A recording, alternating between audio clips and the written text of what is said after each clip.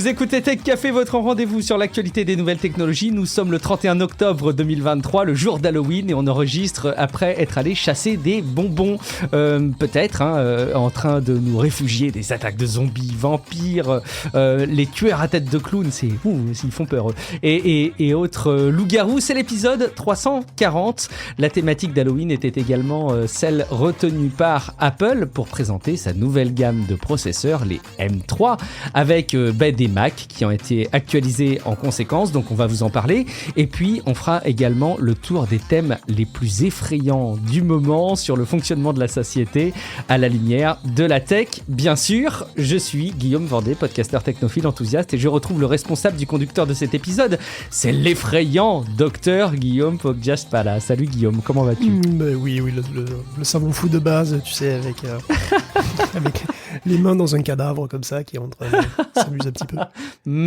Tout un programme. Écoute, garde encore les doigts au chaud pour l'instant, le temps que je liste les avantages qu'il y a à nous soutenir sur Patreon, et surtout à dérouler le tapis rouge pour Frédéric Face et Francis Niocho qui ont accepté de nous soutenir. Patreon est une plateforme de financement participatif et vous pouvez évidemment consulter Tech Café, l'écouter en illimité gratuitement. Mais si jamais vous vous dites que ce contenu remplit bien un objectif bien particulier de vous divertir et de vous informer dans un format qui est encore accessible dans votre quotidien, c'est-à-dire dans des temps morts tels que les transports, le sport, le ménage, ou peut-être pendant que vous bercez vos enfants, parfois ils ont du mal à s'endormir, ils sont encore tout petits, vous les bercez, hop, des écouteurs, et vous pouvez vous tenir au courant de l'actu des nouvelles technologies grâce à nous et grâce à Tech Café. Et donc si vous voulez nous soutenir, c'est patreon.com/techcafé. Vous aurez toutes les informations nécessaires et vous verrez que vous pouvez y contribuer le montant qui vous paraît le plus juste pour la durée qui vous paraît la plus appropriée. Vous pouvez vous désabonner à tout moment et en échange, petit cadeau, vous avez les épisodes sans la pub, ce qui ne gâche rien. Je voudrais aussi informer les auditeurs et les auditrices qu'on est très très preneurs de vos évaluations sur les apps de podcast. L'enjeu, il est simple. Imaginez-vous que quelqu'un découvre ce qu'est un podcast et découvre Tech Café.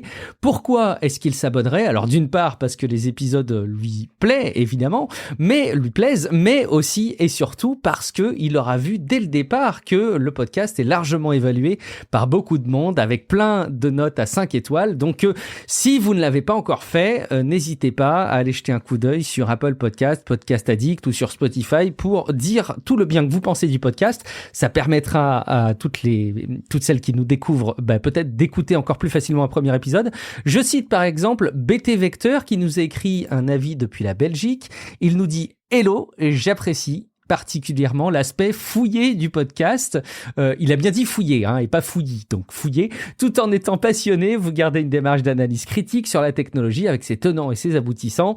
L'approche est pédagogique sans pour autant prendre les gens pour des imbéciles. Cela fait plaisir et change des approches superficielles. Merci beaucoup de souligner un peu la vertu pédagogique de Tech Café que vous avez bien, j'imagine, identifié. Je ne peux que vous inviter enfin à commenter sur techcafé.fr dans les commentaires donc qui accompagnent la parution des articles en même temps que les épisodes, et puis à discuter entre vous et avec nous sur le serveur Discord techcafé.fr/Discord. Je voudrais enfin, avant qu'on aborde les news très fraîches, mentionner un retour de Maxime sur Patreon qui a dit très bon épisode. Petite remarque concernant la sortie de la 14e génération des processeurs Intel pour PC de bureau. Ça s'adresse à toi Guillaume, je pense. Ce n'est pas du Meteor Lake mais un simple refresh de Raptor Lake, d'où les performances décevantes. Comme pour la 11e génération, Intel réserve sa nouvelle architecture au PC portable où l'efficacité énergétique est cruciale. Alors je suis pas certain d'avoir bien identifié sur quel point est-ce qu'il précisait ça. Est-ce que c'était une coquille qu'on a pu partager, Guillaume? J'arrivais pas très très bien à identifier. Alors, c'est tout à fait possible effectivement qu'étant donné qu'ils sont ils sont vendus comme des corps de 14e génération avec la nomenclature 14 et tout. Et c'est tout à fait possible que j'ai dit que c'était des Meteor Lake alors qu'en fait ce sont des refresh.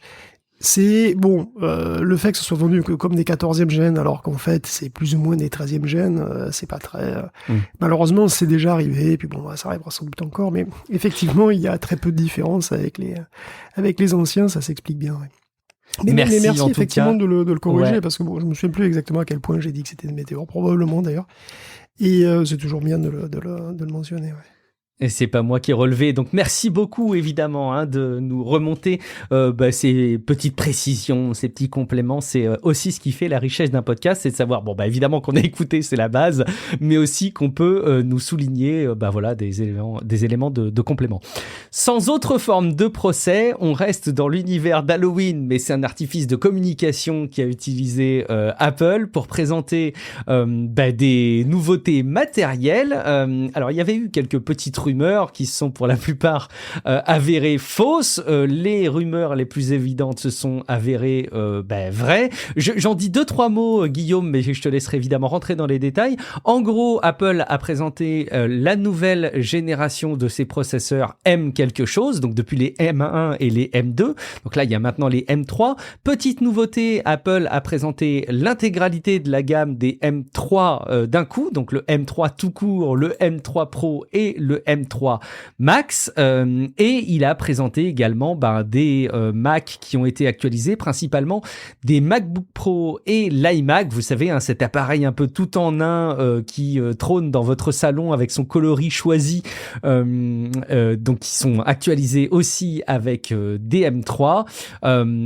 Un accent qui a été mis en particulier sur le M3, notamment pour des performances, alors peut-être sur les rendus graphiques avec les jeux vidéo, peut-être que tu vas nous en parler un tout petit peu, Guillaume. Évidemment, plein de petits sujets sur lesquels on va revenir autour, entre les annonces et même qui ont été perçus après les annonces. Guillaume, est-ce que tu fais partie des gens qui, comme moi, bon, moi c'est parce que j'avais du mal à m'endormir quand même, mais ont regardé la conférence en live à 1h du matin, entre 1h et 1h30 du matin cette nuit? Mais bien sûr que non. J'en attendais pas moins. Non, moi je dormais probablement à cette heure-là, plus ou moins, et c'est vrai que j'ai pas regardé le truc, j'ai lu les news dessus comme tout le monde ce matin. J'ai bien fait de dormir quand même parce que scary fast, c'est effroyablement rapide.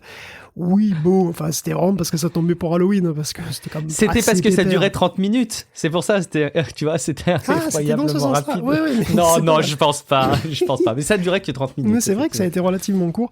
Bon, après, voilà, c'est eu des annonces relativement pépères, effectivement, dans le sens où c'est une mise à jour, une mise à jour bien, quoi, mais bon, voilà, pas non plus, tu vois. Bon, Apple a annoncé comment s'y attendait, effectivement, c'est M3. Et des mises à jour conjointes de ces Mac Pro et iMac, et puis voilà, c'est tout. Donc désolé, pas de Vision Pro, rien de super original finalement, une keynote de mise à jour, incrémentale. Donc les machines elles-mêmes ont un look d'ailleurs qui est très proche des anciennes, et globalement il n'y a rien de très surprenant. Alors les M3 sont quand même intéressants, il y a quand même rien d'effrayant, on va dire.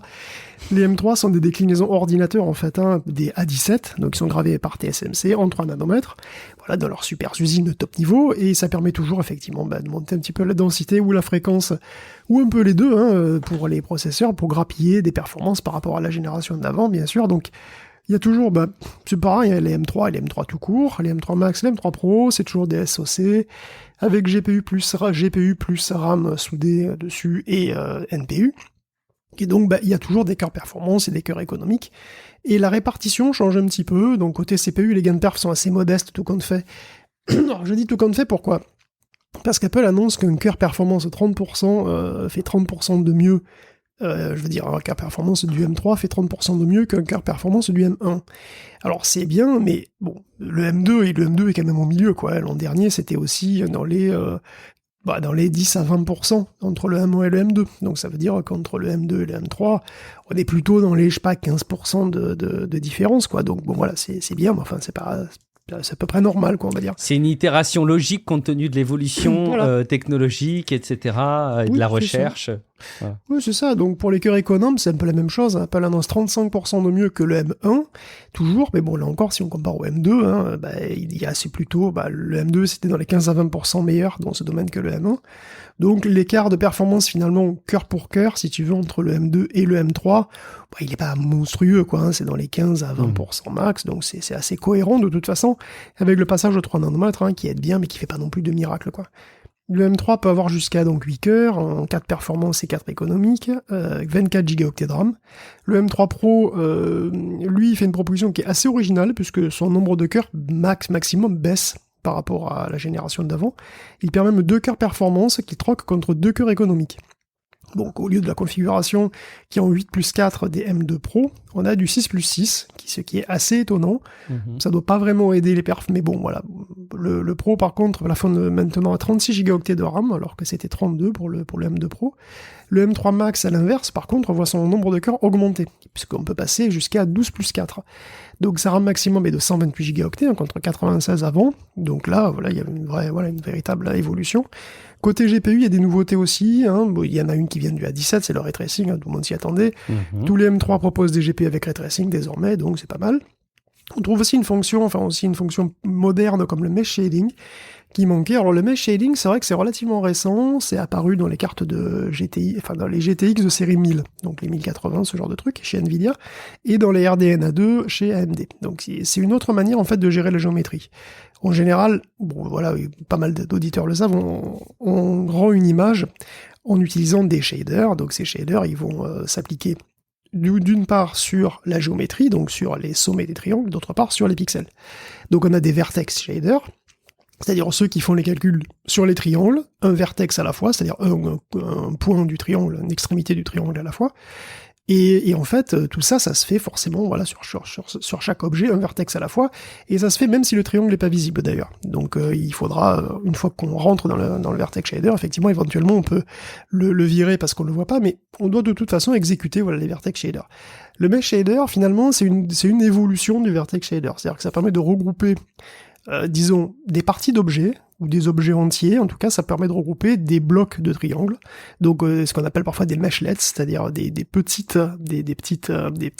bouts d'objets. Donc tous ces maillages, effectivement, qu'on regroupe, ensuite on fait des calculs dessus de manière très très flexible et par bloc. Ça ressemble à des compute shaders, et ça permet en fait une gestion beaucoup plus efficace de la géométrie, et ça permet potentiellement de faire plus de calculs à la fois, et d'envoyer aussi plus de détails à l'écran. Et en ce moment, c'est Alan Wake 2 qui est une véritable démo pour cette technologie, parce qu'il a un niveau de détail géométrique très élevé. En gros, les jeux vidéo, souvent, ils ont des textures qui sont très très évoluées, et parfois ils utilisent des petits trucs pour que ces textures paraissent encore plus complexes, le parallax shading, etc., qui sont des effets de bump mapping mais plus évolués. Mais finalement, si on regarde bien, la géométrie, il n'y a pas énormément de triangles encore. Même dans un jeu moderne, il n'y a pas énormément de triangles.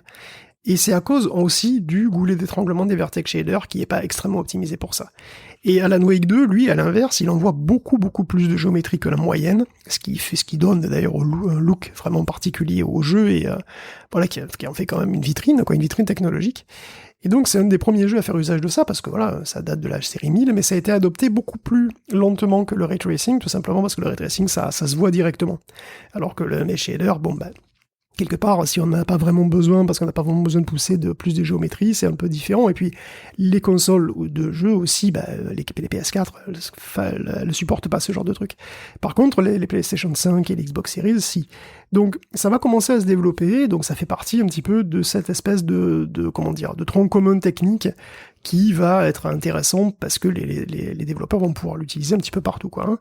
Donc le GPU des M3 propose aussi l'encodage de la V1 d'ailleurs, et puis ce qu'ils appellent le dynamic caching, dont le rôle est pas si évident que ça finalement, mais bon. J'ai pas compris moi. C'est quoi ça? Ils disent que ça concerne l'optimisation de l'utilisation de la mémoire. Donc ça veut dire probablement que comme la mémoire est partagée entre l'OS, le système, donc et le logiciel et le jeu lui-même et tout, et les shaders, les textures, etc. Parfois on est un petit peu à l'étroit, donc j'ai l'impression qu'il est capable de gérer un petit peu mieux ça, mais honnêtement, ils n'ont pas donné de détails vraiment techniques, je sais pas exactement ce que ça fait précisément. On reviendra dessus, j'ai jamais un jour je vois passer des explications un petit peu plus cohérentes là-dessus.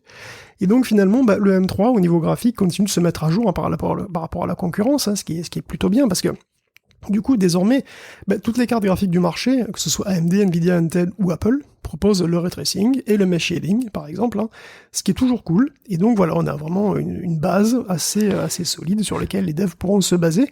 Les consoles de jeux aussi supportent ça, donc c'est bien parce que voilà, ça peut, au moins comme ça, on sait qu'on a ça de disponible partout, quoi. Les présentations des appareils aux journalistes à New York étaient systématiquement accompagnées d'une DualSense, a été cité durant la vidéo, un extrait Baldur's Gate 3. Oui, Il y a Lies of P et Stray aussi qui sont présentés là dans les appareils à New York.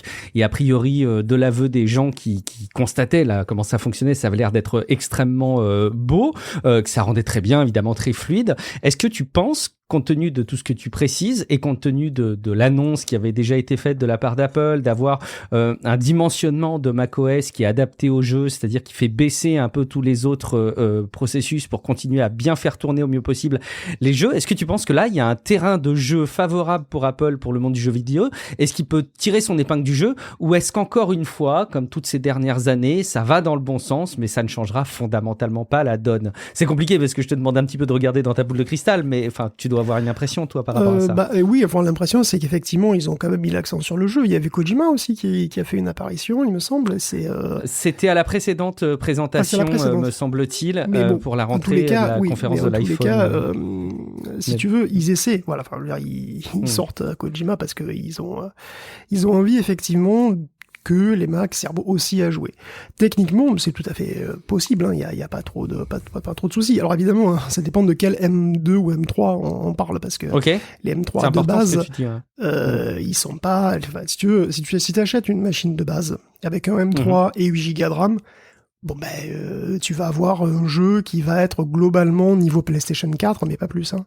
Parce qu'il n'y a pas assez de mémoire, et puis voilà. C'est bien d'avoir un point de repère comme ça. Après, si tu passes évidemment aux versions Pro Max, oui, là c'est différent. Là, tu peux avoir des jeux qui sont de très très bonne qualité et qui peuvent être tout à fait tenir le dragée haute à des PlayStation 5. Tu vois, il y a pas de souci. Encore faut-il que les développeurs offrent la mise à disposition de leurs jeux sur macOS. Absolument, il faut qu'ils développent, et du coup, ça va dépendre effectivement de à quel point c'est facile de développer pour Apple.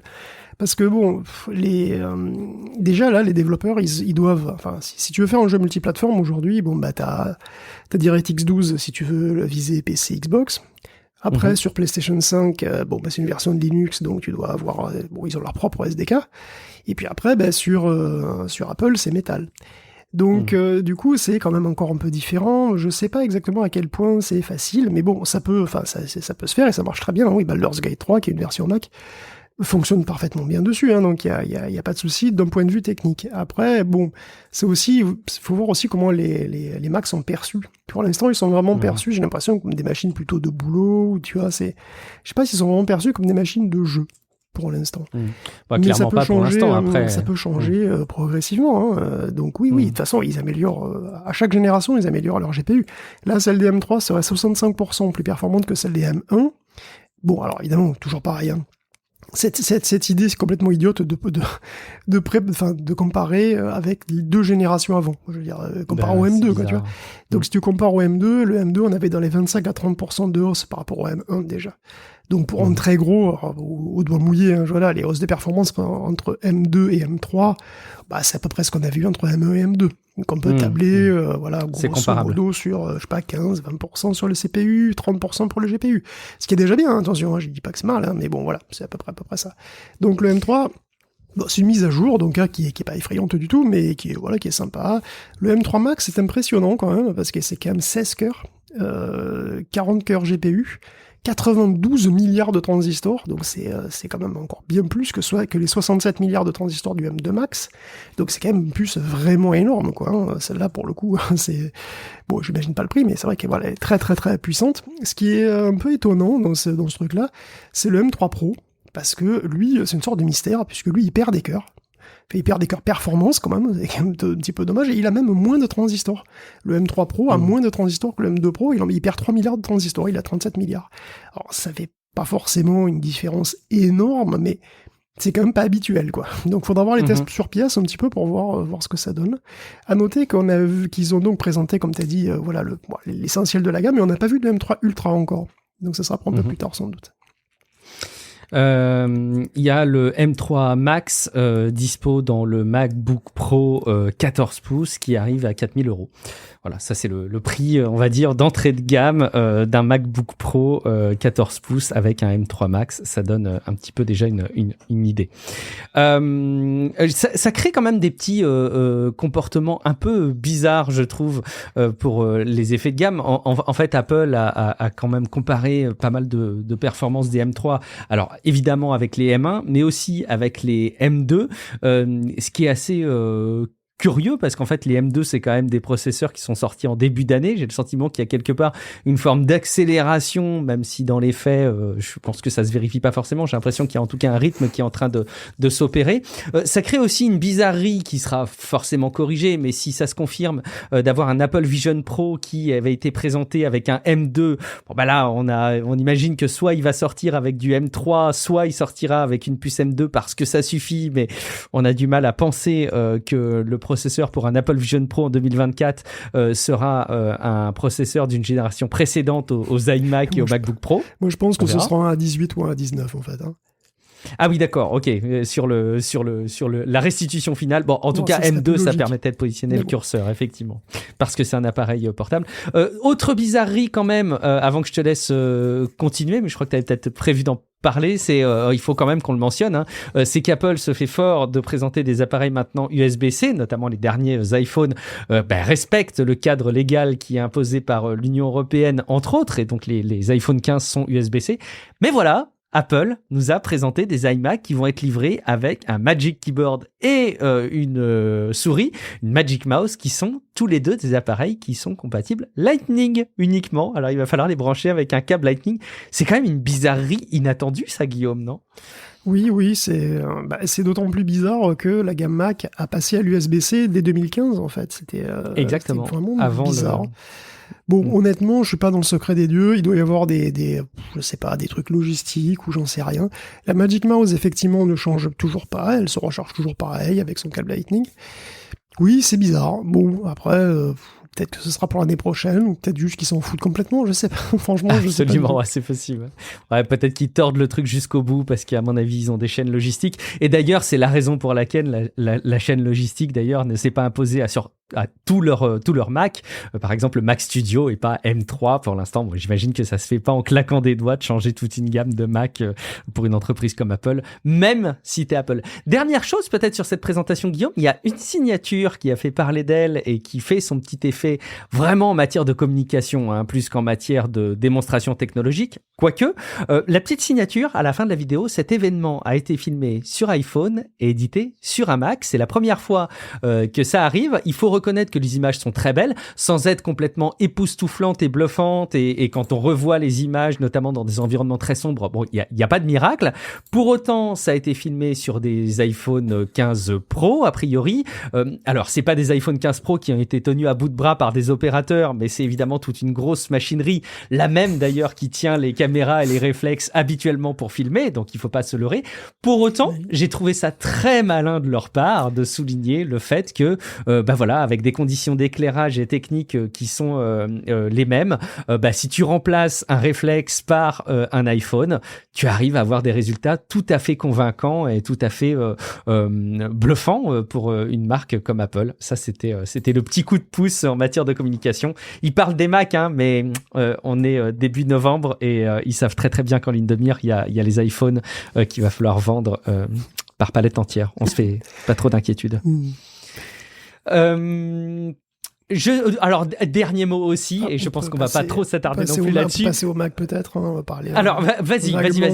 Allons quand même, parlons des Mac, t'as raison, on n'a pas assez détaillé les matériels. Disons que, qu'est-ce que tu veux, il a présenté ses processeurs Apple, donc bien entendu des machines aussi pour les mettre dedans. Donc des Mac Pro et des iMac. Bon, c'est vrai que voilà, c'est le retour des iMac qui avait été privé de M2. Il n'y a pas des masses de trucs à en dire non plus, parce qu'ils sont quand même très semblables, mis à part la mise à jour avec les M3, donc là, il y a plusieurs couleurs, tout ça. Bon, après, voilà, les écrans, c'est pareil. Donc ils sont vraiment très très semblables. Il démarre à $1,300 pour un M3 de base, donc 8 cœurs, en 4+4. 256 Go de SSD, 8 Go de RAM, ce qui est quand même un peu indigent pour le prix, il faut quand même le dire, $2300, 8 gigas. Bon. Apple continue à être super radin là-dessus quand même. Hein. Pour 1300 balles, tu proposes pas en 2023 une machine avec 8 gigas de RAM, surtout que c'est de la RAM partagée. Ils se partageaient avec le GPU. Bon, je le dis à chaque fois, hein, je pense, mais bon, tu proposes une GPU pas dégueulasse en plus. Hein.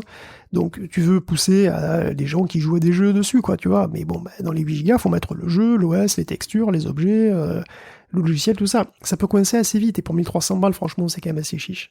Bon, c'est exactement la même chose avec les MacBooks, hein. D'ailleurs, les MacBook Pro, c'est même pire, puisque d'ailleurs, Apple ne propose plus de MacBook 13 pouces, parce que l'entrée de gamme, du coup, désormais, c'est un MacBook à 14 pouces, qui est à $1600 et à 2000 € en France. Alors oui, il est plus haut de gamme que l'ancien 13 pouces, voilà, commencé par son écran 100 Hz et tout, mais enfin quand même. Du coup, l'entrée de gamme en MacBook Pro, c'est une machine à $1600 au lieu d'une machine à $1300. Donc on fait quand même un petit bump pas, et qui a toujours 8 Go de RAM et 256 Go de SSD. Donc c'est un sentiment étrange, hein, parce que ce 14 pouces, il est moins cher que l'ancien 14 pouces, mais du coup, en tant que ticket d'entrée de gamme, lui, il est plus cher qu'auparavant. Et en France, comment dire, donc il sera disponible à partir du 7 novembre, hein, mais on sait déjà que c'est 2000 €, 2000 balles le ticket d'entrée, quoi. Donc 2000 balles avec 8 Go de RAM, c'est un petit peu une blague quand même. Mais bon, passons. Les MacBooks sont toujours, enfin, ils passent tous en M3, bien entendu, hein, et ils perdent aussi le Touch Bar. Donc il n'y a plus aucun MacBook qui a le Touch Bar, donc voilà, c'est une zone tactile qui a jamais eu un succès fou, j'ai l'impression. Donc voilà, plus de Touch Bar. Je sais pas si elle va te manquer. Alors ça fait longtemps que je n'utilise plus d'appareil qui a une touch bar. Moi j'aimais bien, de là à dire que c'était un argument de vente et quelque chose de particulièrement convaincant. Non, hein, on va pas se mentir, ça a jamais prouvé ses usages, et si Apple le retire, c'est pas forcément pour créer de la frustration, mais c'est bien parce qu'ils ont dû constater que dans les expériences utilisateurs, c'était pas suffisamment convaincant, effectivement. Est-ce qu'on a fait le tour? Ouais, peut-être dernière question, Guillaume, mais c'est évidemment à la fois rhétorique et dans la continuité de nos précédents échanges. Que pense Mère Nature de l'arrivée d'une nouvelle génération de processeurs là en 2023, alors que finalement les M1 de gamme un peu évoluée, ils sont pas si vieux que ça. Bon, c'est facile hein, de critiquer, et après tout, personne force à renouveler tous les ans parce qu'il y a une nouvelle génération. C'est plutôt les M2, hein, effectivement, hein, puisque les M2, c'était des refresh qui étaient pas... Oui, les M2, pardon. Oui, les M2, parce que finalement, qu'est-ce que tu veux dire? Tout le monde, tous les constructeurs font des processeurs tous les ans. Alors bien, pas bien, bon, ils font tout ça. Donc on ne peut pas reprocher à Apple de le faire aussi s'il le fait. Ce qui a été un petit peu bizarre, c'est ces M2, finalement, qui sont un petit peu entre deux, quelque part. Un petit peu intermédiaire, donc ils ont apporté un petit peu plus de performance, mais enfin pas des masses. Et en réalité, si on était passé directement du M1 au M3, on aurait eu un différentiel un petit peu plus spectaculaire. Et est-ce que ça aurait été plus mal? Est-ce que les gens auraient pas pu vivre avec des M1, des M1 Pro jusqu'à aujourd'hui? Probablement que si. Donc en fait, c'est plutôt les M2 qui sont un peu bizarrement sortis de manière un petit peu bizarre, j'ai l'impression. Effectivement. Bon, écoute, mettons de côté ces appareils Apple actualisés, ou à moins que j'ai oublié quelque chose ou que tu veuilles souligner un dernier truc sur... je pense pas. Eh ben, écoute, on va mettre de côté les produits à la pomme et on va parler de toute notre société hein, qui continue d'être particulièrement effrayante par plein d'aspects, mais regardons-la uniquement avec la fenêtre qui nous intéresse, celle de la technologie, avec Meta qui a fait aussi l'objet du gros de l'actualité de ces derniers jours, notamment avec un procès qui commence aux États-Unis, enfin c'est une plainte hein, qui s'initie aux États-Unis, de 41 États et qui est destiné à Meta pour la manière dont il gère l'addiction à Facebook et Instagram, Guillaume. Et oui, l'Amérique a peur, ses enfants deviennent fous. Et c'est la faute aux réseaux sociaux et à Meta en particulier. Alors c'est peut-être un peu vrai, il y a des études qui vont dans les deux sens en fait. On se souvient même d'études internes qui avaient fuité grâce à Frances Huggins sur la nocivité d'Instagram pour les jeunes filles en particulier. La lanceuse d'alerte avait pas mal d'arguments quand elle avait témoigné devant le Congrès sur le fait que Facebook à l'époque, dans son ensemble, hein, pour l'ensemble de son œuvre, était plus intéressé par sa croissance que par quoi que ce soit d'autre. Hein. Tout est bon pour l'engagement, voilà, tout est bon. Alors tout ça c'était en 2021, donc ça fait déjà 2 ans, et on peut voir la grosse vague de procédures qui va toucher Meta dans les prochaines semaines, hein, comme une continuation de ça. Donc tu l'as dit, 41 procureurs généraux d'autant d'États américains vont attaquer Meta en justice pour avoir délibérément créé des produits qui exploitent la vulnérabilité du jeune public, pour son propre profit, bien sûr. Alors par ailleurs, Meta est aussi accusé d'être, encore une fois pour l'ensemble de son œuvre, une charge supplémentaire, un fardeau même pour le système scolaire et le système de santé, puisqu'il dégraderait la santé mentale des jeunes. Une conclusion qui est appuyée par des recherches qui montrent qu'1 heure par jour de réseaux sociaux suffit pour provoquer une baisse sensible de l'estime de soi et du bonheur et une hausse de symptômes dépressifs. Bon, il y a aussi des études, voire des méta-études, qui trouvent pas forcément de lien de cause à effet, et l'association des psys américains note que les réseaux sont en eux-mêmes ni bons ni mauvais, je cite. Une conclusion de Normand, du coup, qui ne convainc pas des masses les procureurs. Donc c'est un sujet complexe, le diable est dans les détails, alors c'est sûr que tout dépend de l'usage qu'on en a, voilà, de notre attitude vis-à-vis de ça, de tout ce qui est en ligne, et de l'éducation aussi, puis de l'accompagnement des enfants, bien sûr. Bon, c'est pas le sujet ici, et heureusement pour moi, les attaques contre Facebook seront étayées, c'est certain, et la défense le sera aussi, donc voilà, ça sera un gros procès. Moi, ce qui m'amuse un petit peu dans l'argumentaire des plaignants, donc les procureurs généraux, là, c'est qu'ils pointent aussi du doigt toutes les dark patterns, toutes ces magnifiques trouvailles de marketing cognitif qui sont mises en œuvre par les réseaux sociaux, qui sont bien connues et décrites même en détail par des repentis le scroll infini, de la Silicon Valley, le refresh, les notifs. Exactement, bien entendu. On avait déjà mentionné bien sûr Tristan Harris, l'ex de Google, qui en parlait, qui a même fondé une association là-dessus. Il y a aussi Shamat Palihapitiya, qui est un ancien cadre de Facebook et qui estime que les likes sont une calamité pour nos sociétés. Et oui, c'est exactement ça. Comme tu dis, les scrolls infinis, c'est une horreur pour l'addiction. Les notifications, les pastilles sur les icônes qui t'encouragent à ouvrir l'appli tout le temps, vous en connaissez des dizaines. C'est des caractéristiques qui sont même devenues universelles aujourd'hui, bien au-delà de Facebook évidemment. Et même jusqu'au mouvement anodin de faire un swipe vers le bas, voilà, pour rafraîchir. C'est ce mouvement-là qui est complètement naturel aujourd'hui. En fait, il est inspiré du mouvement qu'on fait sur le levier d'une machine à sous pour relancer le tirage. Et il a la même fonction d'ailleurs.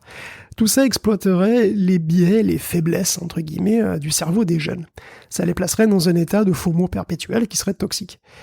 Et en ça, les procureurs ont parfaitement raison. Sauf que, pourquoi tu t'arrêtes aux jeunes ? On est tous concernés. La manière dont sont designés les réseaux sociaux et d'innombrables autres applis, évidemment, elle doit strictement rien au hasard. Tout y est calculé méticuleusement. Tout est scientifique. C'est scientifiquement qu'on nous piège au mieux sur une plateforme. Parce que, évidemment, après, cet engagement pourrait être revendu. Et ça n'a rien à voir avec les jeunes. Peut-être qu'ils y sont encore plus sensibles que les adultes, ok. Mais on est tous concernés. On doit tous se défendre contre la manipulation constante que nous imposent les réseaux sociaux pour nous garder, nous verrouiller, nous exploiter, finalement. Et Meta veut bien accroître les fonctions de contrôle parental. Tu sais, ils disent, ouais, on vous permet de mieux monitorer ce que font les enfants, tout ça. C'est très bien. Mais par contre, curieusement, il a jamais été question de virer le scroll infini, par exemple. Aucune application. Sur TikTok, c'est la même chose. On y passe des heures sans s'en rendre compte, parce que ça finit jamais. Est-ce que ce serait la même chose si, tout simplement, il fallait cliquer sur page suivante, toutes les 10 vidéos ? Certainement pas. Ce serait beaucoup plus simple de dire à un moment, ça suffit, stop, c'est bon, j'en ai vu 40, ça suffit quand même. Mais TikTok, il le fera jamais, bien sûr, parce que c'est se tirer une balle dans le pied que de virer le scroll infini. Donc, c'est encore trop tôt, évidemment, pour dire ce que vont donner tous ces procès, sur ce truc-là, et surtout, à quoi ça va aboutir concrètement. Si c'est juste une grosse amende, ça a que peu d'intérêt. Les changements qui devraient s'imposer sur Meta, et les autres, mais bon, Meta en particulier, ça devrait être beaucoup, beaucoup plus profond que ça. Ça devrait toucher au design même des applications. Vas-y. Oui, pardon. Je pense, c'est indéniable, c'est indiscutable ce que tu dis, et je pense qu'on peut tous légitimement tomber d'accord. Concernant la démarche juridique là qui a lieu et qui fait l'objet de l'actualité, je crois que ça fait spécifiquement écho au fait que Frances Haugen, et il y a eu des études derrière, des enquêtes, qui a révélé que l'entreprise Facebook, Meta, savait que Instagram était toxique pour les adolescents, mais en gros limitait les risques pour le public. Donc quelque part, il y a vraiment cet élément qui semble avoir été identifié, que ces entreprises savent éperdument que c'est le cas pour les jeunes. On ne sait pas encore, même si évidemment toi et moi on le sait et qu'on a de bonnes raisons de penser que c'est le cas aussi pour les adultes et pas que pour les adolescents et les enfants, mais en tout cas il y a eu spécifiquement des travaux qui ont été menés en interne chez Meta qui ont conclu au fait que c'était toxique pour eux et qu'il n'y a pas eu d'action derrière. Si je dis pas de bêtises, c'est spécifiquement ça, mais je suis d'accord avec toi sur la vision d'ensemble qui vise à dire que tous autant on est victime de ces mêmes comportements abusifs. Oui, complètement. Non, mais c'est ça. Oui, mais t'as raison. C'est-à-dire, comme c'est parti, au mieux, on aura une révision pour le jeune public, en fait, pour qu'il fasse effectivement quelque chose pour les jeunes. Ouais. Même si en réalité, je pense qu'il faudra interdire les dark patterns pour tout le monde, pour tous les publics. En fait, il faudra interdire le marketing cognitif parce que on est forcément en état de faiblesse vis-à-vis du marketing cognitif. Parce qu'on a tous le même cerveau et qu'on contrôle pas ça, tu vois. Et c'est pas seulement sur Facebook, bien sûr, hein, c'est partout. Ce serait une question de souveraineté cognitive. Toutes les grosses boîtes exploitent comment fonctionne notre cerveau et nous, on n'y peut rien. On contrôle pas comment il fonctionne notre cerveau. On dit souvent qu'on a des biais cognitifs, des biais entre guillemets. Mais en fait, c'est pas des biais vraiment, parce que c'est son fonctionnement normal. Les biais cognitifs, en fait, ce sont des fonctions normales que l'évolution nous a données et qui sont juste plus ou moins efficaces selon le contexte. Biais, ça sonne comme un défaut. Mais c'est pas un défaut, c'est juste qu'une boîte exploite sciemment la manière dont notre cerveau fonctionne. Et quand elle exploite les biais cognitifs, elle exploite pas un défaut. C'est pas notre faute. Ouais. Je veux dire, c'est pas parce qu'on n'est pas assez malin, tu vois. Non, ce qu'elle fait, c'est qu'elle hack le fonctionnement normal de notre cerveau. Et du coup, ça s'apparente à une manipulation. Mais c'est pas nouveau que une démarche de publicitaire communicant et d'une démarche marketing exploite les biais cognitifs. Je reprends un exemple tout bête qui est pas lié à la technologie, mais le fait qu'on nous affiche des prix qui sont 1 centime inférieurs au prix cible pour qu'on ait l'impression qu'ils soient moins chers, ça, quelque part, ça appartient à cette grande famille des manipulations mentales pour le grand public. Moi, je trouverais ça problématique aussi qu'on aille jusqu'à réglementer ou interdire des comportements de ce type-là. Et pourtant, je peux pas m'en satisfaire, hein, je suis d'accord avec toi, mais j'irai même plus loin. Est-ce que demain, le grand public aurait envie qu'on l'empêche d'avoir accès au tirer pour rafraîchir, tu vois, ou le scroll infini. Surtout maintenant qu'on y a goûté. Ça change rien. C'est horrible. Mais ça change rien du tout. Enfin, je veux dire, si tu interdis le scroll infini, qu'est-ce que ça change en fait? Je veux dire, tu peux toujours accéder au post, tu peux toujours en voir autant que tu veux. Il suffit juste qu'à un moment donné, tu fasses tape page suivante. Et c'est tout. Enfin, qu'est-ce que ça change? Fonctionnellement, ça change rien. La seule chose que ça change, c'est la perception et la manière dont le cerveau perçoit ce truc-là. Mais fonctionnellement, c'est pareil. Ah, je comprends. Mais en tout cas, c'est un problème de santé publique avéré. Le périmètre est pas encore suffisamment bien défini. Là, en tout cas, il y a l'angle des jeunes et des adolescents qui est trouvé. Et je pense que de toute façon, c'est très très bien qu'on travaille ce sujet-là et que ça passe par cette étape-là. Mais évidemment, c'est un travail de concert entre les entreprises privées, les gouvernements, probablement la société civile, le monde de l'éducation. Tout ça va devoir avancer dans le bon sens. Mais c'est une étape très importante qu'il fallait souligner. On en profite, Guillaume, pendant qu'on parle de méta, et sauf à ce que tu veuilles compléter spécifiquement ce sujet, mais il faut qu'on parle un tout petit peu de Threads aussi. Oui, disons que effectivement, on parle de ça. Je veux dire, il faut aussi préciser que c'est toujours un problème. Tout ce qui se passe sur Facebook, et quand on parle de dark patterns, tout ça, c'est des choses qui touchent tous les utilisateurs de Facebook. Il y en a beaucoup. En fait, on a l'impression que Facebook, c'est comme ça en train de partir. Pas vraiment en fait, puisqu'il a passé la barre des 3 milliards d'utilisateurs actifs. Il a une croissance qui est très lente, mais qui continue encore. Hein. Quant à Threads, je sais pas s'il capitalise sur les défections de feu Twitter, mais il est presque à 100 millions d'utilisateurs aussi. Donc ça fait pas mal. Ouais, c'est quand même beaucoup finalement. Et on les imaginait peut-être moins en bonne santé que ça sur le nombre d'utilisateurs. Il faudra voir la dynamique au global de toute façon. Pendant qu'on parle de Threads, forcément, il faut qu'on regarde qui permet l'arrivée de Threads. Moi, j'ai vraiment l'intime conviction que ce qui se passe du côté de Twitter n'est pas étranger à ce succès d'une centaine de millions d'utilisateurs. Justement, on parle un peu de X, Guillaume. Écoute, bien sûr. On est obligé. Ah forcément. X rajoute une fonctionnalité, que personne n'a demandé, je suppose, mais la visioconférence. Voilà. Donc, comme avec Skype, Messenger, WhatsApp, Telegram, tout ça partout. C'est vous pouvez faire des appels vidéo avec les Xitters et sans avoir besoin de numéro de téléphone, comme sur Skype, donc par exemple. Pour l'instant, en tout cas, ne peuvent vous appeler que les gens que vous suivez ou qui sont dans votre carnet d'adresse. Vous pouvez pas appeler, vous pouvez appeler que des gens qui vous ont déjà envoyé au moins un message auparavant, un message privé. Et bien sûr, seuls les abonnés premium peuvent utiliser la fonctionnalité qui n'est pour le moment dispo que sur iOS. Ça va arriver sur Android et sur navigateur un petit peu, partout j'imagine. Dans peu de temps, des visios sous X, C'est toujours bizarre de dire ça.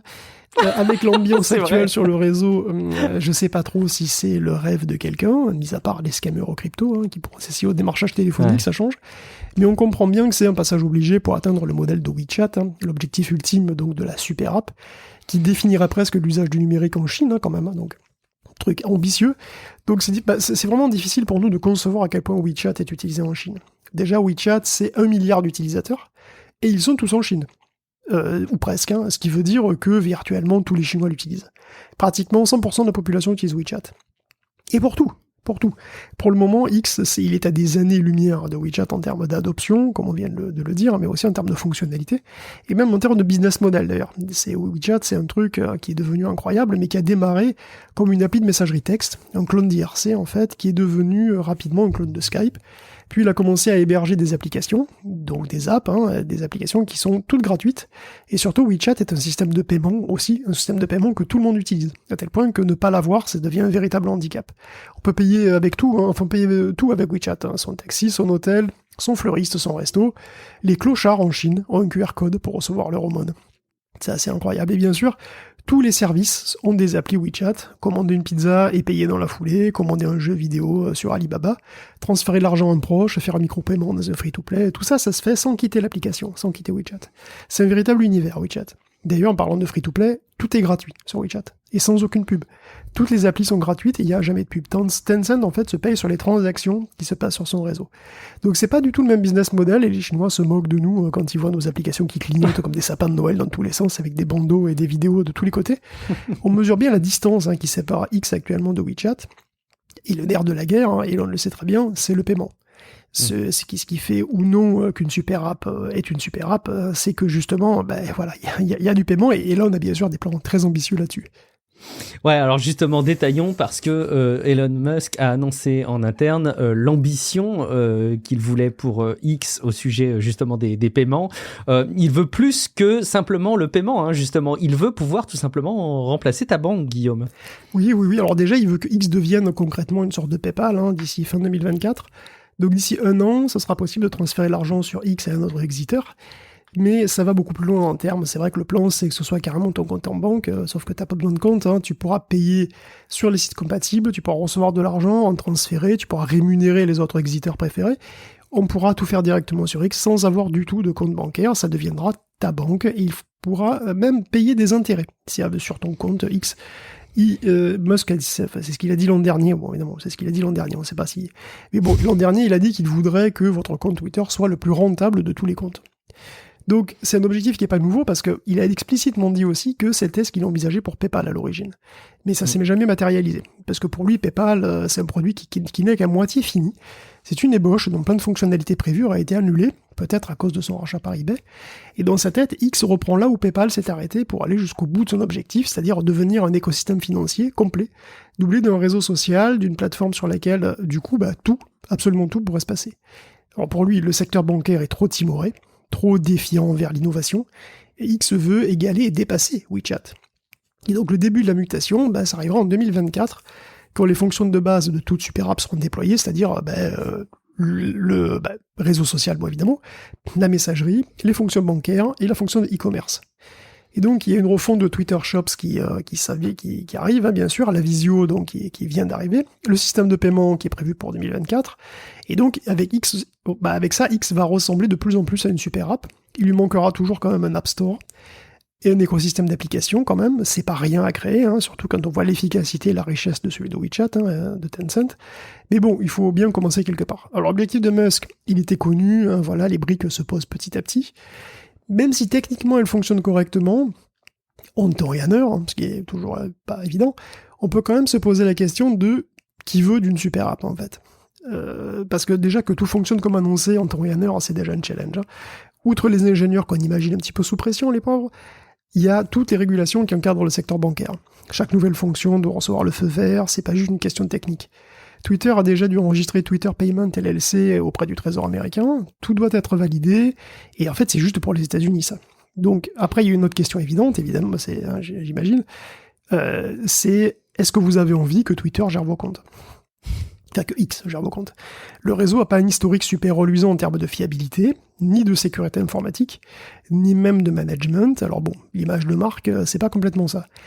Et la question se pose encore plus dans le cadre d'une super app. Si tous les services, une multitude de transactions se passent sur X, et que X, ça veut dire que voilà, X va absolument tout savoir de vous. Tout. Parce que c'est vraiment le cas de WeChat, tout simplement. Est-ce qu'on a envie dans WeChat ? WeChat est utilisé par tous les Chinois, tout le temps, et en conséquence, WeChat et Tencent savent tout sur tout le monde. Ils ont une puissance phénoménale. Se faire suspendre de WeChat, c'est terrifiant. C'est Halloween n'importe quand. C'est non seulement un handicap, mais potentiellement c'est une catastrophe, parce que tu n'as plus accès à tes comptes. Tu peux plus rien payer, tu peux plus payer ton métro, tu peux pas payer ton loyer. Et il y a la couche supplémentaire, bien entendu, que le gouvernement chinois n'a qu'une porte à laquelle frapper pour savoir ce qu'il veut, sur qui il veut. Alors évidemment, ça va être un petit peu moins le cas aux États-Unis, hein, ce dernier point, encore que la police a accès aux données des grandes boîtes si elle le demande. Quel Européen a envie que le gouvernement US ait accès à toute sa vie sur X ? L'hypercentralisation, ça passe peut-être en Chine, culturellement, bon voilà, c'est pratique, je sais pas, mais je suis pas du tout sûr qu'on ait envie de voir ça en Occident. Donner un pouvoir qui est aussi monstrueux à une seule boîte, moi j'ai pas envie, et encore moins une boîte comme X, hein, franchement. Donc, même si X est un succès technique et devient une super app, le succès commercial, il est pas garanti. En plus, il faut une grosse masse critique pour que ça décolle vraiment. Et le fait que tout soit gratuit sur WeChat, ça aide beaucoup. Et là, il semble que X, ça devienne un réseau qui soit de plus en plus payant en réalité. Parce qu'on a donc ce fameux premium, Twitter X Premium, il y a donc ce fameux dollar symbolique pour poster, et c'est pas fini. Donc si les fonctionnalités évoluées restent derrière des paywalls, comme c'est le cas pour la visio pour le moment, ça va pas aider. Super app qui va, il l'a dit, jusqu'à envisager une fonctionnalité rencontre sur X. Wow. Donc, qui d'ailleurs me fait rire parce que des rencontres sur X, là aussi c'est rigolo. Et une brique de plus qui peut être extrêmement convaincante ou pas. Et justement, Guillaume, il y a aussi du nouveau au niveau des abonnements justement à X. Bah oui, parce que bon. D'ailleurs, c'est même terrible parce qu'à force, on n'a pas que pitié pour lui. X veut tellement, il cherche tellement à trouver du fric qu'il en arrive à multiplier les déclinaisons de ses abonnements, alors même que la formule actuelle fait déjà pas tellement recette. Le X Premium, en août, avait moins d'1 million de clients. Il y a plus de 500 millions d'utilisateurs actifs par mois, a priori sur X. Donc c'est pas non plus énorme, moins d'1 million de clients, tu vois. Donc on imagine que l'abonnement X Premium Plus, à $16 par mois, risque de pas crever des plafonds non plus. Donc pour $16, vous avez quoi ? Bon, vous avez pas de pub du tout, ça c'est déjà heureusement. Vous avez un accès complet à la suite d'outils de création, parce que sinon vous n'avez pas un accès complet, je sais pas qu'est-ce qu'il faut faire pour avoir un accès complet, sinon je sais pas exactement. Vous aurez un boost encore plus gros pour votre reach, pour votre donc visibilité sur les réponses que vous envoyez sur X. Un bonus algorithmique qui sera donc encore plus important, et qui va probablement exciter les propriétaires de quelques comptes bien nuisibles. Donc si vous n'avez pas les moyens, il y a un abonnement à $3 par mois aussi. Donc même si vous n'avez pas beaucoup d'argent, X le prend quand même, vous inquiétez pas. Et d'ailleurs, cet abonnement à $3 par mois ne vous apporte rien, pratiquement rien. Pas de réduction de pub, pas d'accès aux outils de création, pas de badge bleu, aucune certification d'aucune sorte, et simplement un petit bonus pour vos réponses dans l'algorithme, un petit boost de visibilité qu'il faudra quantifier, parce que c'est pas complètement évident, mais peut-être que ce sera nécessaire pour exister sur le réseau, on va savoir, sinon t'es complètement noyé, je sais pas. Bon, tout ça, bien sûr, c'est en plus du dollar annuel, que tu dois payer pour poster, si t'es donc en le dollar annuel, c'est dans certains pays et en test pour l'instant. Oui, Nouvelle-Zélande, Philippines, pour l'instant, c'est en test, effectivement. Donc on verra bien en 2024 s'il faut un compte Titanium Black Alpha à $24 par mois pour pouvoir transférer des fonds à son streamer favori, tu sais. La route vers WeChat, elle est encore très longue, et ça de la rentabilité aussi. C'est même culturellement parlant, tu l'as dessiné un petit peu dans ta comparaison et l'analogie avec WeChat, mais j'ai du mal à penser que en Occident, aux États-Unis, il y ait un désir d'avoir une super app, effectivement. Mais bon, on verra. Alors, tu parlais des abonnements X Premium plus, je sais pas quoi. Il faut aussi mentionner que Meta veut aussi tirer son épingle du jeu. Il faudra débourser, c'était en rumeur, mais ça a été annoncé, 9,99 € par mois mois pour ne plus voir de publicité sur Facebook et sur Instagram. Alors, il faut y voir là aussi une manière de répondre à la nouvelle réglementation, notamment le DMA et le DSA dont on a évidemment déjà parlé. Et c'est une manière pour eux de permettre d'accéder à la plateforme sans la pub, en sachant que si vous ne payez pas, pour moi c'était pas très clair, mais il semblerait que vous avez effectivement encore une fois toujours de la pub ciblée, évidemment, mais il n'est pas toujours très clair de comment est-ce qu'on peut arriver à avoir de la publicité sans tracking, sans ciblage, et a priori c'était pas via des abonnements qu'on pouvait y accéder, donc ça nécessitera clarification. Mais là, non mais en fait, moi ce que j'ai compris, et d'ailleurs il y a quelques réactions sur les réseaux sociaux qui m'étonnent un petit peu, parce qu'en fait rien ne change, c'est-à-dire que si vous ne payez pas pour Facebook, rien ne change, c'est-à-dire que vous avez Facebook avec de la pub ciblée, puis comme avant en fait. Oui, exactement. Et si vous payez, vous n'êtes pas ciblé, tout simplement. Donc exactement. Vous n'avez pas de pub. Donc est... plutôt cool en fait, c'est juste une option supplémentaire quoi, j'ai l'impression. Tu sais que on parlait il y a ça des années, Guillaume, de dire si demain Facebook était payant, tu te rappelles? Mais il ne l'est pas. Mais il ne l'est pas, bien sûr, mais tu vois que c'est une étape qui, peut-être à l'époque, on n'aurait même pas envisagé finalement, le fait d'avoir une version comme ça payante pour ne pas avoir la pub. Au passage, donc il faudra payer sur le web si vous voulez pas vous taper la commission d'Apple et de Google que Meta n'assumera pas, et donc ça passera à 12,99€ si vous faites avoir et que vous souscrivez sur l'app. Ce sera dispo en Union Européenne et en Suisse, et puis il y a des précisions qui seront apportées, notamment avec les comptes supplémentaires, notamment pour les pros, etc. On verra ça en temps et en heure, mais ça avance aussi de ce côté-là. On continue et peut-être on finit, Guillaume, de parler de X, parce que finalement on regarde tout ça avec un angle assez critique, mais on ne sait pas, peut-être que les résultats pourraient commencer à être bons, peut-être qu'il pourrait y avoir des signes qui nous montreraient que tout ça est une trajectoire qui retient l'intérêt des consommateurs et qui pourrait entreapercevoir un avenir glorieux pour X, non ? L'avenir, tu sais, franchement, on ne sait pas, mais bon, c'est vrai que là, ça fait un an tout pile qu'Elon Musk a racheté Twitter. Bon, j'ai l'impression que ça en fait 5 ou 6, perso, mais voilà. mais bon, tous les sites, donc, se fondent d'un petit bilan de circonstances, on va dire, d'un petit historique aussi, qu'on fera pas, parce que j'ai pas envie de me souvenir. Mais bon, on peut quand même essayer de brosser un tableau de la situation financière de X. Musk voit un chemin vers une valuation de 250 milliards de dollars à l'horizon. L'horizon, il est un peu lointain quand même, parce que Musk le sait très bien, il estime sa propre société à 19 milliards de dollars actuellement. Soit assez loin des 44 milliards qu'il a payé pour l'acheter quand même. Et ça, comment on le sait ? On le sait parce que les employés ont reçu un bonus en part de la société et que ces parts sont évaluées à 45 dollars. Donc en multipliant par le nombre de parts, ça fait 19 milliards. Donc c'est pas brillant, bon, c'est pour le moment. Alors, qu'en est-il de la fréquentation, tout ça, effectivement ? Alors déjà, The-Information, donc pour The-Information, selon The-Information, le site, le nombre d'utilisateurs actifs par jour aurait baissé de 3,7% à 245 millions. Bon, un autre chiffre de 225 millions circule aussi. Dans tous les cas, c'est au moins 15 millions de moins en un an. Pour la fréquentation mensuelle, j'ai mentionné 500 millions tout à l'heure. En fait, c'est Linda Yaccarino qui affirme que c'est même en hausse à 550 millions. Le souci, c'est qu'on n'a pas le même son de cloche selon les analyses de tiers.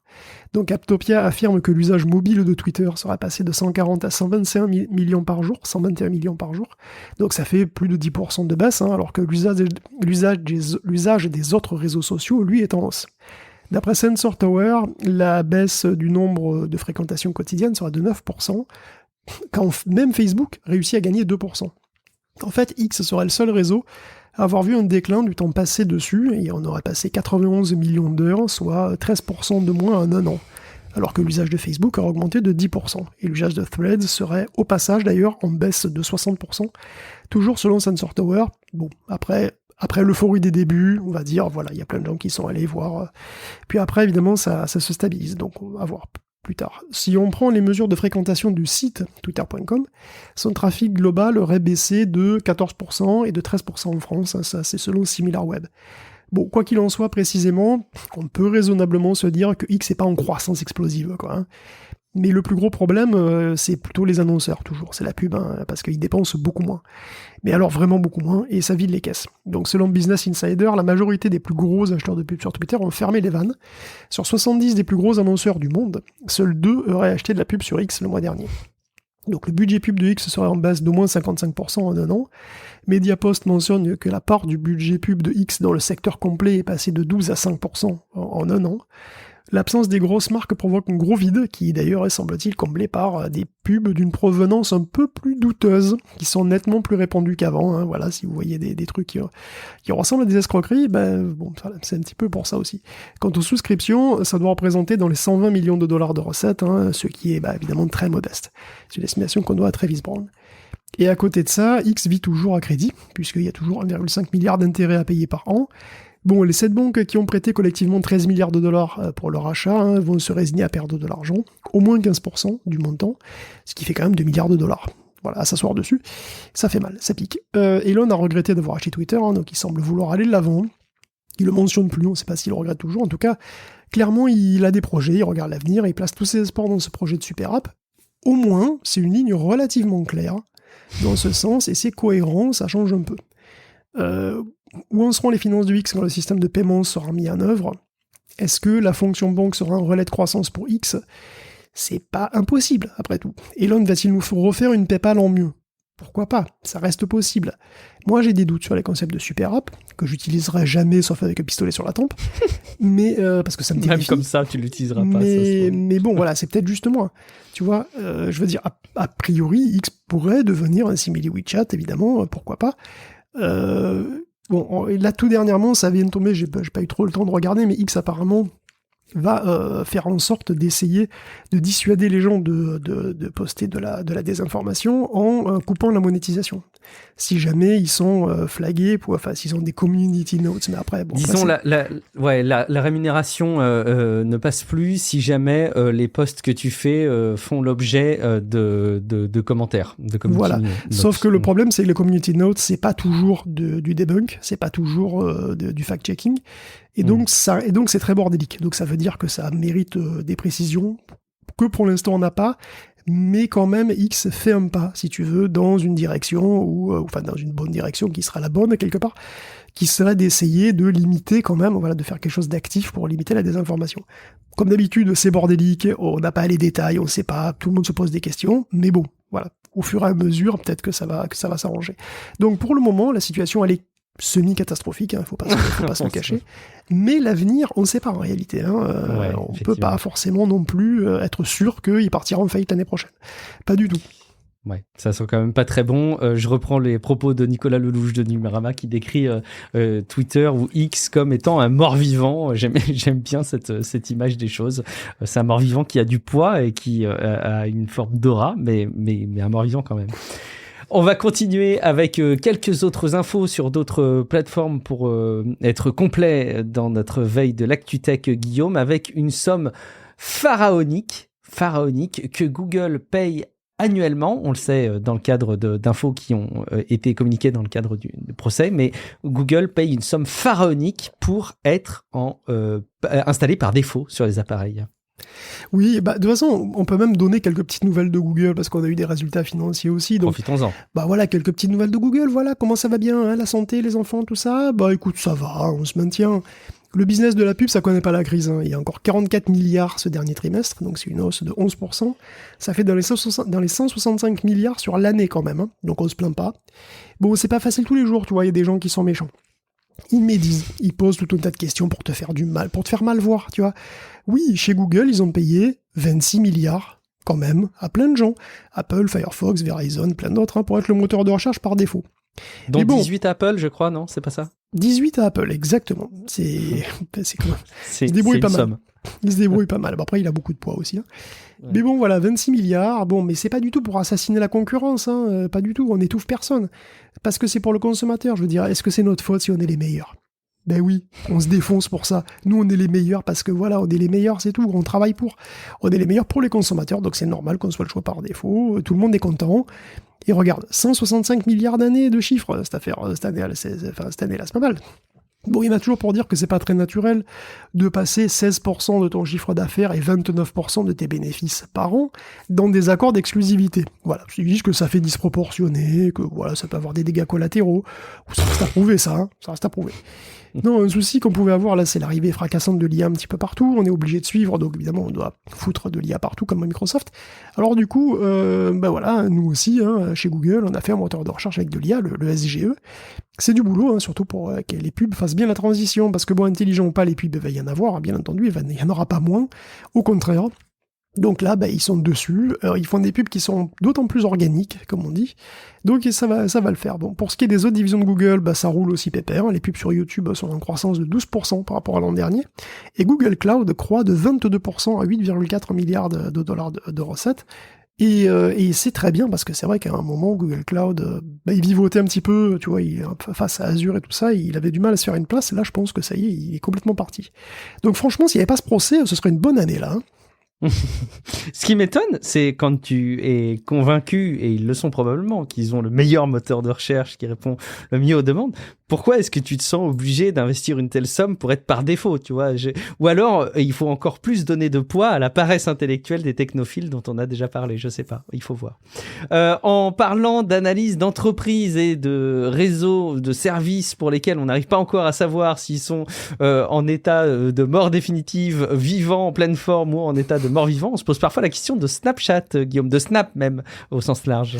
Ouais, c'est un peu moins la fête pour Snap, hein, voilà, il y a un petit peu plus d'inquiétude, on continue de faire des pertes, 368 millions ce trimestre, malgré 20% de licenciements en 2022, ouais, 20%.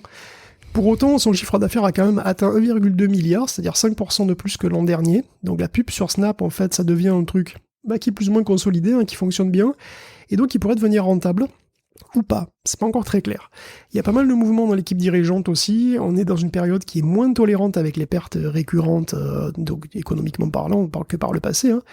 Donc son nombre d'utilisateurs actifs, il a quand même augmenté, il est passé à 406 millions, donc Snap est en progrès, son action est plutôt à la hausse en ce moment, parce qu'il poste quand même des résultats qui sont meilleurs que prévu, puisqu'il s'attendait à 1,1 milliard en fait de chiffre d'affaires, donc pour une perte qui reste à peu près stable finalement d'une année sur l'autre.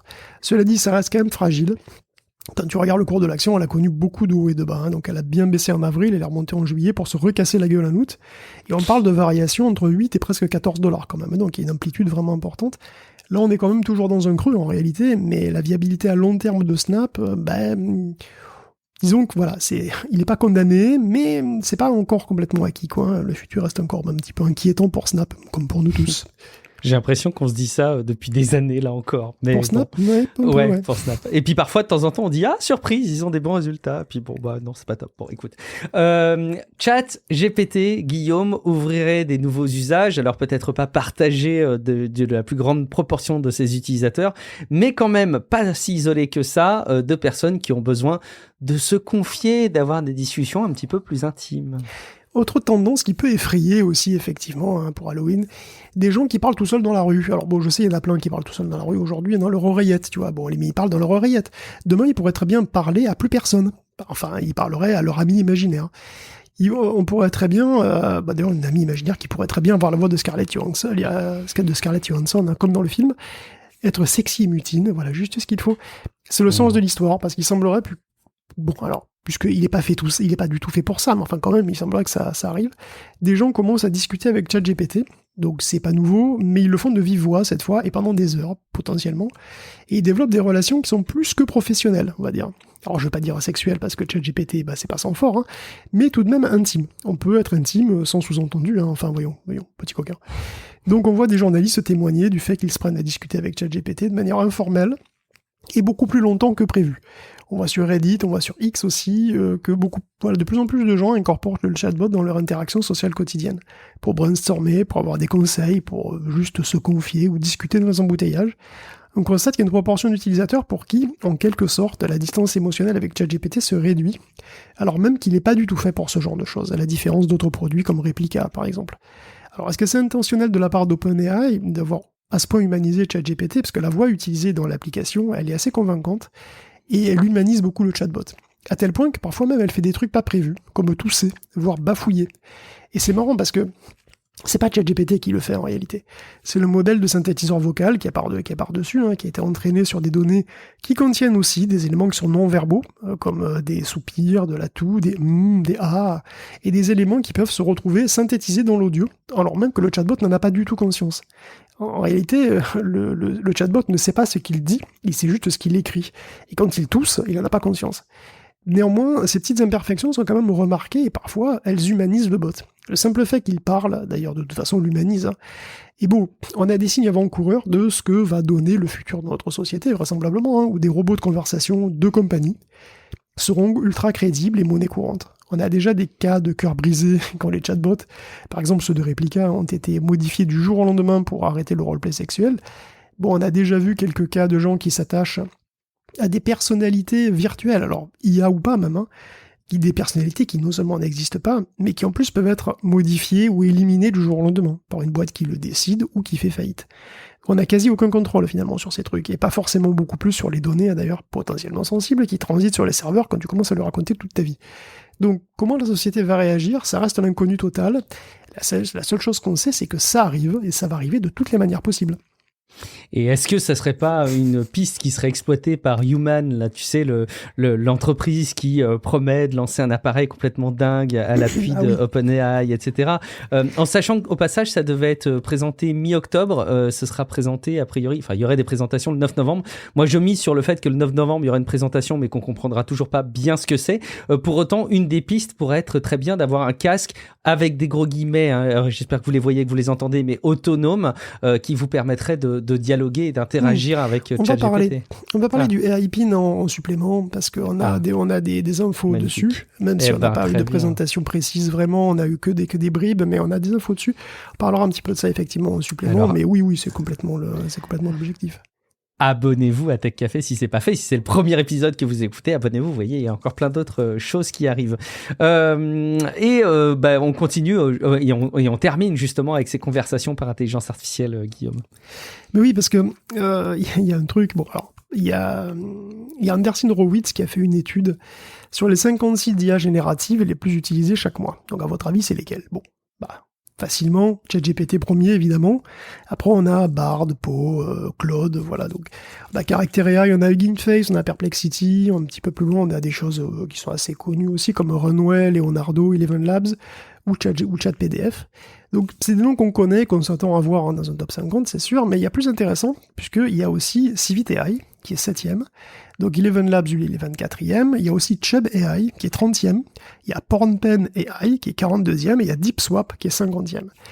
Or, tous ces sites que j'ai utilisés sont utilisés, que j'ai cités, sont utilisés en partie ou en totalité pour générer du contenu sexuel.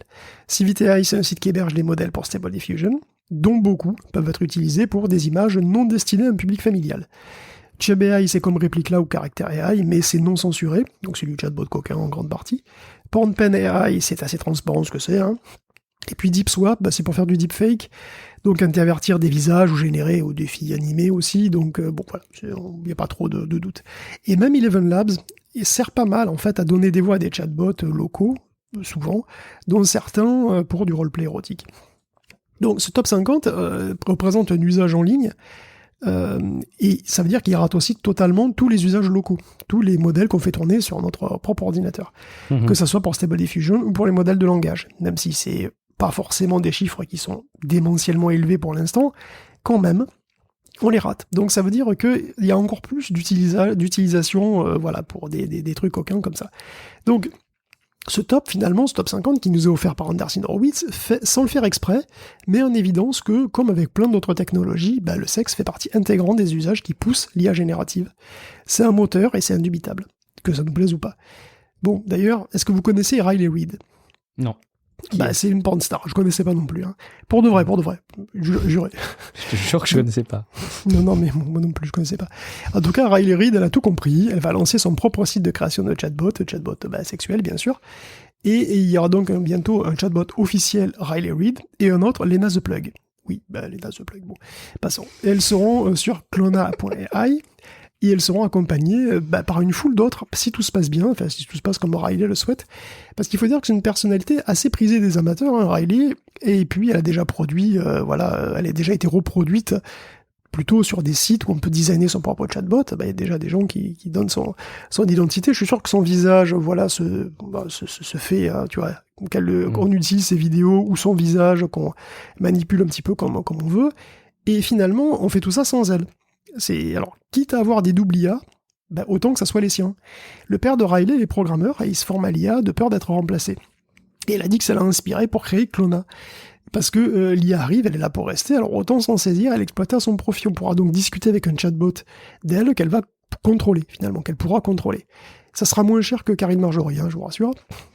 Donc l'industrie du sexe, elle est assez résiliente, faut voir ça, mais l'IA va certainement avoir un impact important dessus aussi. Des images sont d'ores et déjà produites à la demande et à la volée par millions. Bientôt, ça sera des vidéos. Le deepfake, en attendant, vient en aide à des actrices virtuelles et qui commencent doucement à coloniser les plateformes de vidéos pour adultes. D'ici 5 ans, sur certaines plateformes, il y a une bonne proportion des performeuses qui ne seront pas du tout réelles. Et c'est relativement logique, finalement. Parce qu'il y a déjà des influenceuses synthétiques qui sont de plus en plus, qui ont de plus en plus de succès sur Instagram ou sur TikTok. Il y a des streamers en 3D dont on avait parlé. On avait parlé de Nico, par exemple, qui était une des premières, mais voilà, ce qui sera certainement pas la dernière. Donc Riley veut s'approprier les outils et l'utiliser de manière positive, finalement. Et finalement, ce qui est intéressant, c'est qu'elle-même est plutôt en fin de carrière. Et que finalement, passer de la vidéo à la production et à la gestion d'avatar, ça lui permettra de se reconvertir tout en restant dans le milieu. Et c'est une création d'emploi en réalité. C'est une création d'emploi dans un secteur qui est connexe finalement à celui qu'elle avait et qui n'existait pas il y a seulement 2 ans. Donc dans le porno comme partout, l'IA va créer et détruire des choses, quoi. Et donc voilà, ça va être intéressant à suivre et aussi un petit peu inquiétant. Merci beaucoup Guillaume pour ton regard sur les évolutions des usages possibles. On va commencer à conclure cet épisode avec une micro-rubrique pourtant très intéressante, jeux vidéo, avec un nom dont on ne parle pas souvent dans Tech Café, mais c'est Star Citizen, qui est pour certains le plus grand scam de l'histoire du jeu vidéo, pour d'autres la promesse du meilleur jeu vidéo ever. Il faut peut-être que tu nous redises quelques mots de ce que c'est Star Citizen, et pourquoi est-ce qu'on en touche un mot là dans cet épisode, Guillaume? Star Citizen, on en touche un mot parce que c'était la CitizenCon il n'y a pas très longtemps, tout simplement, et que j'ai vu une vidéo du nouveau moteur, de l'évolution du moteur de Star Citizen, qui est donc le Star Engine. Et le Star Engine 4, il est quand même impressionnant, faut quand même dire que c'est quand même une performance technique. Et alors il y a aussi des évolutions sur la connectivité parce que Star Citizen c'est une sorte d'univers énorme en ligne qui sera donc multijoueur. Tu pourras faire ta vie tout seul, où il y aura plein de possibilités de gameplay. Enfin, c'est un jeu comme un peu total en fait. C'est-à-dire que c'est Starfield mais presque Starfield au carré quoi. Donc c'est un jeu qui est extrêmement ambitieux. Bon, il y a pour l'instant si tu veux. Il est toujours pas sorti, certes, mais donc il y a un jeu qui va sortir quand même bientôt. Alors, moi, ce qui m'a assez impressionné finalement, c'est dans le Star Engine, c'est qu'ils ont quand même rajouté pas mal de trucs.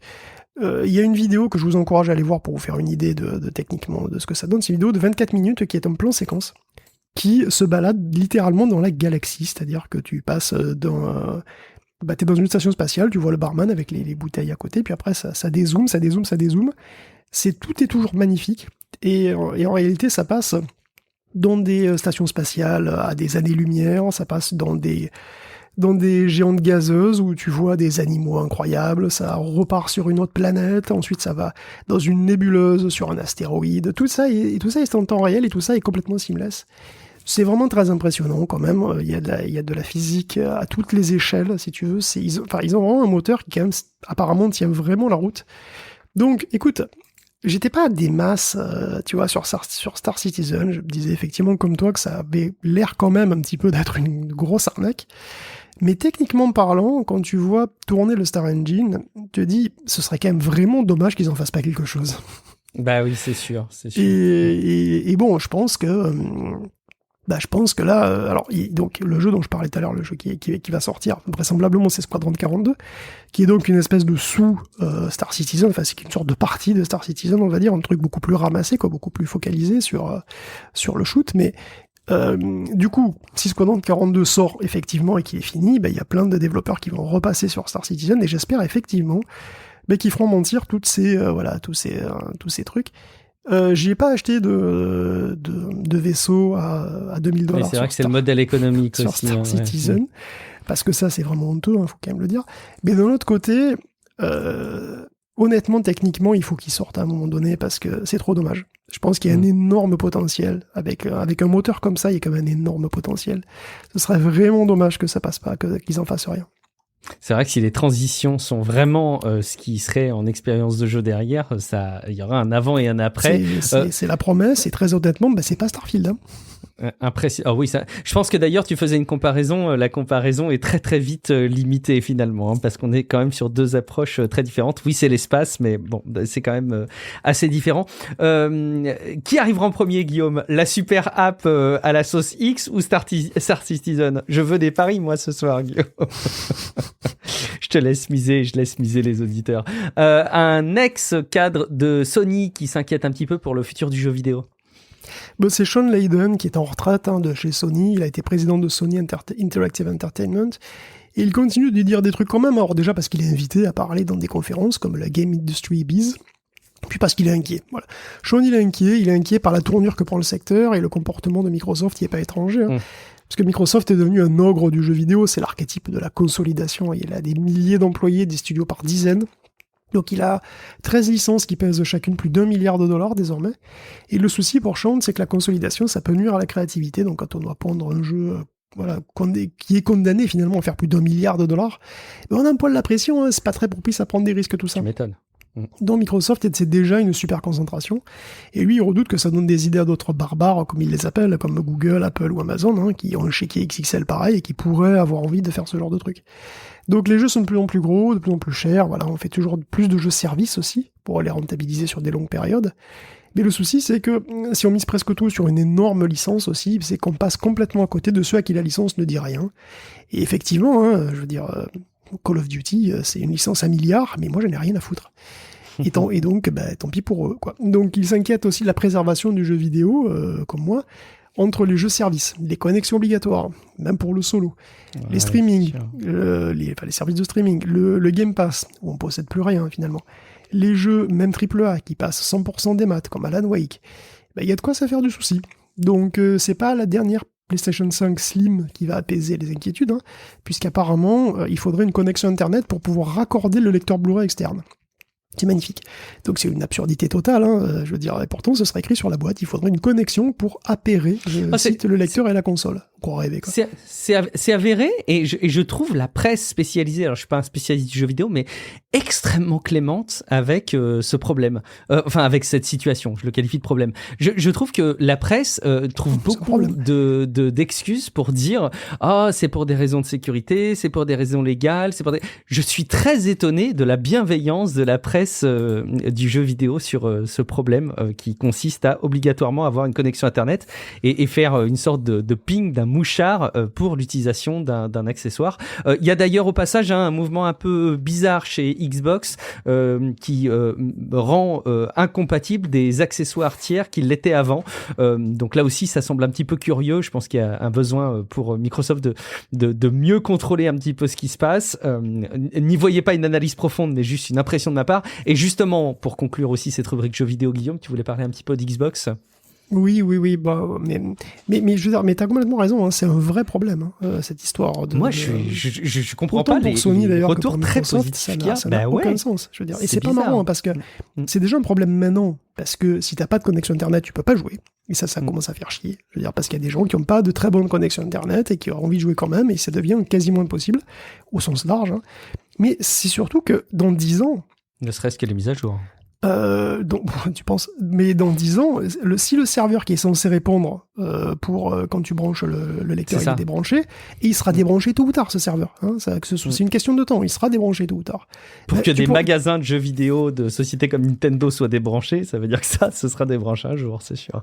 Non, mais tu vois, mais ce serveur-là, c'est genre tout serveur qui répond à un service comme ça, il est débranché dans les 10 ans ou 15 ans, grand maximum. c'est sûr. Mais bon, voilà. Donc quand ça arrivera, tu pourras plus connecter ton lecteur. Quoi. Tu pourras. D'ici là, tu peux imaginer que la PlayStation aurait une mise à jour. Tu vois, je me fais l'avocat du diable, mais tu peux imaginer que la PlayStation aurait une mise à jour pour autoriser. Nanana, bon. Espérons-le, mais bon, effectivement, c'est pas très sympa. Et bon, oui, effectivement, c'est un vrai problème pour la préservation du jeu vidéo. On en parlait. Effectivement, pour moi, c'est un vrai souci. Donc, très rapidement, Microsoft effectivement se réorganise complètement. Hein, la division Xbox Gaming finalement est complètement réorganisée et Phil Spencer s'en va. Non, il s'en va pas, mais il s'en va du poste de boss de Xbox puisqu'il devient boss carrément de Xbox, de la partie gaming quoi, de Xbox Gaming. Et la présidente d'Xbox, c'est Sarah Bond, du coup désormais, qui devient présidente. C'est quoi la différence entre Xbox et Xbox Gaming ? Excuse-moi, je connais pas, mais pour moi Xbox ils font que du gaming, non ? Oui, non, mais je veux dire, je pense que c'est toute la division avec le PC, avec tous les services annexes, etc. Ok, pardon. Oui, d'accord. c'est la gestion de... Bon, enfin, voilà, donc en gros, l'organigramme est complètement changé. Du coup, c'est Sarah Bond, effectivement, qu'on va voir qui va devenir plus ou moins la figure aussi médiatique de Xbox. Et Spencer, lui, sera probablement... il est un peu au-dessus, tout le monde a une promotion, plus ou moins. Mais on le verra probablement aussi beaucoup moins, donc il va progressivement se retirer, j'ai l'impression. Et bon, voilà, globalement, l'Xbox pour l'instant, ça se passe pas trop mal. Mais écoute, on va voir comment. Pour l'instant, il y a encore aucun jeu Activision qui est rentré dans le catalogue. Ce sera pour 2024. Donc on va voir comment ça impacte le cloud, probablement plutôt en bien, mais il va falloir qu'il le fasse suffisamment vite, quoi. Donc on verra bien. On surveille. En attendant, Guillaume, une fois n'est pas coutume et les plus fidèles auditeurs vont avoir des rappels de ce qui se passait avant dans Tech Café. Tu voulais partager à l'occasion d'Halloween parce que c'est une très belle fête. Quelques petites recos, Guillaume. Bon, écoute, comme il se trouve qu'on enregistre pile poil le 31 oui, c'est et vrai. que c'est pile poil le jour d'Halloween, est-ce qu'on ferait pas des petites recos flippantes? Allons-y, on se fait plaisir. Des bonus, comme au bon vieux temps. Et ouais, des bonus flippos. Moi, j'en ai deux, si vous voulez. J'en ai un qui est assez classique, on va dire, parce que c'est la chute de la maison Usher, qui est donc une nouveauté Netflix qui est sortie il n'y a pas très longtemps, évidemment pour Halloween, et qu'apparemment tout le monde regarde, donc c'est pas vraiment extrêmement original, mais bon. Je n'avais jamais entendu parler de ce truc, c'est marrant. Ah ouais. Alors, la chute de la maison Usher, c'est le titre d'une nouvelle d'Edgar Allan Poe, et effectivement, clairement, les producteurs ont tout fait autour d'Edgar Allan Poe, puisqu'en fait, il y a énormément il y a énormément de références, de citations, voire carrément de blocs de dialogues qui ont été empruntés à des tas d'œuvres et de nouvelles d'Allan Poe. Donc pas du tout que La Maison Usher, qui est en fait une nouvelle qui est assez courte en réalité. On retrouve le corbeau, on retrouve énormément de choses. Et donc, ce qui est intéressant, c'est que La Chute de la Maison Usher, donc c'est une réinterprétation complètement donc la série, c'est une réinterprétation complètement de cette nouvelle, mais qui raconte la crise des opioïdes aux États-Unis, en vérité. Donc, c'est vraiment la crise des opioïdes qui rencontre Edgar Allan Poe, quoi. Et donc l'histoire, elle est complètement romancée, à la fois celle de la crise des opioïdes et évidemment toutes les nouvelles tout est complètement changé. Donc c'est vraiment, ça raconte donc l'histoire en réalité d'une famille réelle, puisque ça raconte l'histoire d'une famille qui donc contrôle une entreprise pharmaceutique qui commercialise un médicament, qui est le Ligodone, comme ils appellent ça dans la série, qui est un médicament qui en fait est dangereux, est très addictif, mais tout le monde dit qu'il l'est pas, etc. Donc ils font leur fortune là-dessus. Et donc c'est très exactement l'histoire de la famille Slacker dans la réalité, qui dirigeait Purdue et qui a commercialisé l'Oxycontin, le médicament s'appelle l'Oxycontin, qui est donc en grande partie à l'origine de la crise des opioïdes actuelle, donc aux États-Unis. Et donc c'est vachement intéressant, c'est bien réalisé, c'est assez agréable à voir. C'est effrayant sans non plus être atroce, mais enfin c'est quand même un peu gore de temps en temps, donc c'est quand même vraiment pas mal. Donc j'ai bien aimé la chute de la maison Usher. Et j'ai un film aussi, si vous préférez les films, j'ai un film qui est un peu plus trash, beaucoup plus trash même. Encore, beaucoup plus trash, c'est X. Alors X, c'est un film qui date de 2022, c'est pas complètement un truc. Bon, c'est réalisé par T. West, c'est relativement, c'est pas très très connu. Et c'est le pitch le plus racoleur de la Terre, puisque c'est un slasher, donc un film gore, voilà, où les gens se font tuer au fur et à mesure, qui se passe pendant le tournage d'un film X dans les années 70, dans une ferme reculée aux États-Unis. Donc il y a, c'est raccord possible, puisque c'est du cul, du sang. Voilà, c'est magnifique. Et on pourrait ne pas en attendre grand-chose. Non, c'est vrai. Et en réalité, je trouve que c'est un bon film, parce qu'il aborde plein de thèmes. Il est très gore, mais il est aussi assez drôle, en réalité. Il aborde des thèmes qui sont malaisants. Et en fait, les choses les plus effrayantes et les plus malaisantes, c'est même pas le sang, la violence, en réalité. C'est des thèmes, comme la libération des mœurs, la liberté, la liberté sexuelle, le féminisme aussi, et la sexualité des seniors.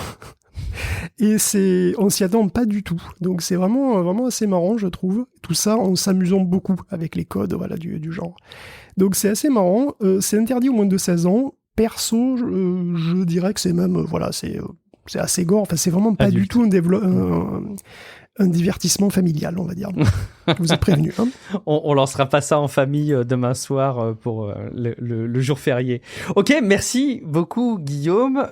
Moi, je me suis prêté à l'exercice, mais tu vas voir que je vais pas être hyper original et je vais rebondir sur ce que j'ai déjà dit. Mais comme j'ai terminé The Last of Us, que je n'avais jamais fait et je l'ai fait dans sa version remasterisée sur PlayStation 5, qui est vraiment très agréable.